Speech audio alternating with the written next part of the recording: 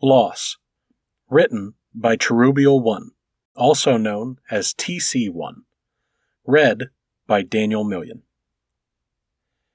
The thing is, when people mourn the deceased, only part of the sadness comes from the loss of the person and all of those intimate connections between them and the dead.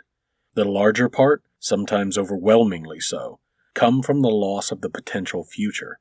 Time that could have been enjoyed together, experiences shared and special moments celebrated with them. None of it can ever happen once someone is gone forever. It is why death of a young one hurts so much more than the death of an elder. Even if the latter could have touched so many more lives, we can never truly know the potential lost. The road of life ahead is shrouded in a mist of uncertainty, but all of us look towards the future with certain expectations, that the future will be populated by certain events that others have lived through before.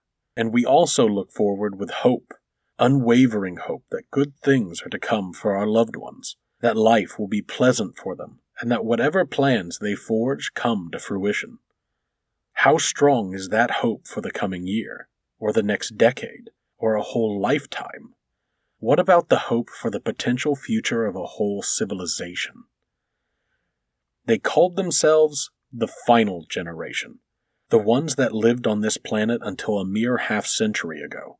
They lived in a world that had been poisoned by the refuse of a rapidly advancing civilization for so long, their bodies eventually rejected to carry the young to term. Of course, they did not give up at first. They tried so many things to mend themselves, and the more fruitless years went by, the more desperate their actions became. Wars even happened over the dwindling numbers of the people of fertile age, pointless as they were. Only in the bitter end, when it had become clear that the future of a civilization was lost, the remaining ones came together as the final generation. They began an attempt to repair the damages they had done to their world, and they compiled an obituary for their species that they sent out to the stars on superluminal messengers, a warning for other civilizations not to fall to the same mistakes. They did not even know that anyone was out there, and they did not know that the humans would hear that message less than a year later. It was a warning in time for that hitherto unknown species, as they were moving on the same path. Eager and thankful as they were, they rapidly developed the means to travel to the world of the dying civilization that had sent the warning. It had only been 5 years until the humans arrived to offer their help, but the final generation had in the meantime shrunk to a handful of 10,000s. Advancing age had taken some. Others had gone by choice, and yet others had been lost to recklessness in the face of desperation. The remaining ones refused to help, having already mourned the loss of their potential future, because even if the humans had managed to figure out how to cure the infertility, there were just not enough young ones left. So the arrivals aided with other concerns, and worked with the last generation to preserve their knowledge, demolish the abandoned cities, and clean the sea and sky. Tasks that were pushed along by a rapidly growing workforce as more helpers kept coming in from their homeworld. Though among those helpers were many that had not yet given up on saving the dying civilization, refusing to call the final generation that. It seemed utterly futile, as the last ones of the final generation aged past the point where they could even bear young. Humans. Always so stubborn.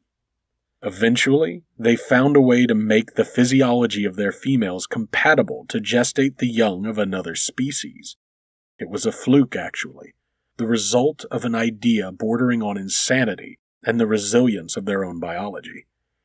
The secret was no more, as a call for volunteers went out, and no one expected how many would step up.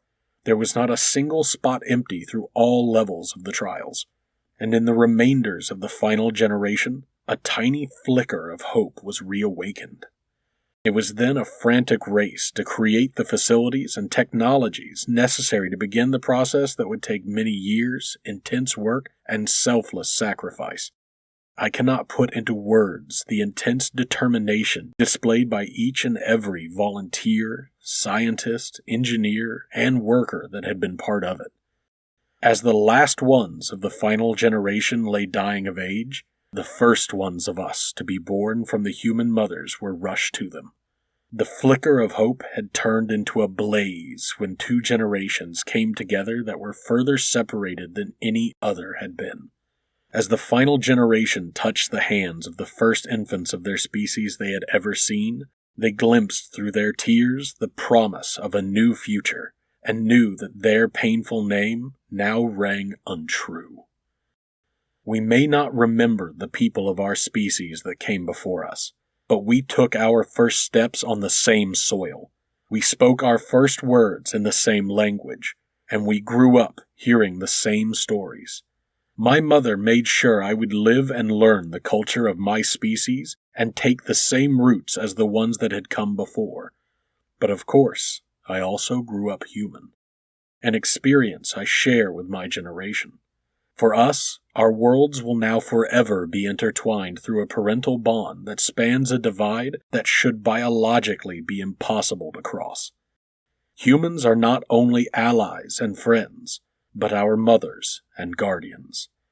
Today, I get to see my children bear children themselves. I see our world so overflowing with life that we have carried it to a new one. Our people have a better outlook than they ever had before.